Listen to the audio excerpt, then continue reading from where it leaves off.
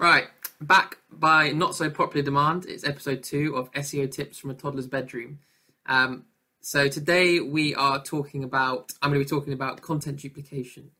Now, most of us know that you shouldn't have duplicate content on your website. You shouldn't be copying and pasting the same thing onto multiple pages. But there is a content duplication issue you might not have noticed, but the search engines certainly will have done. So this issue is when you have pages on your website that the URL will have a trailing slash on the end, but there'll also be a version of that URL without a trailing slash on the end. If you're not telling Google which is your preferred version, it will see both of those as two separate pages, but we'll obviously see that the content is 100% duplicate.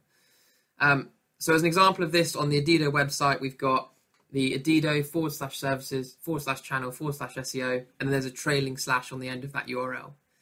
If you remove that trailing slash and hit enter, if that URL does not redirect back to the trailing slash version, you may well have a content duplication issue on your hands.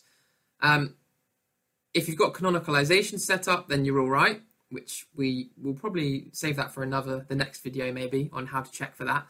But essentially, there's a few things you need to look out for. So it's looking at trailing slash versions of URLs versus non-trailing slash, HTTPS versus HTTP, and www versus non-www. Now, I'm going to put a full list of these up on the screen, the ones you need to be looking out for. Bear in mind that for your root domain, so for in this case, adido.digital.co.uk, it doesn't matter whether you have the trailing slash or not. That's not considered duplicate, but it would be for the other scenarios, HTTP versus HTTPS and www versus non-www.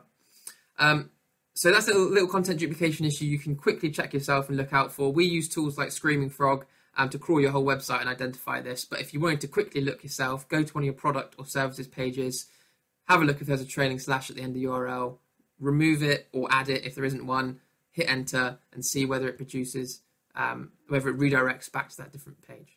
If not, then you need to have a chat with your developers. They'll need to set up a redirect rule. They need to set up one rule to encompass all of these different URL types, because otherwise you're going to end up with redirect chains. So redirecting from one page to another, which is not good.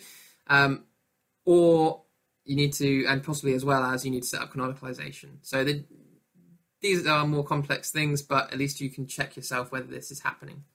Hope that's helpful, and we'll maybe do more on this tomorrow.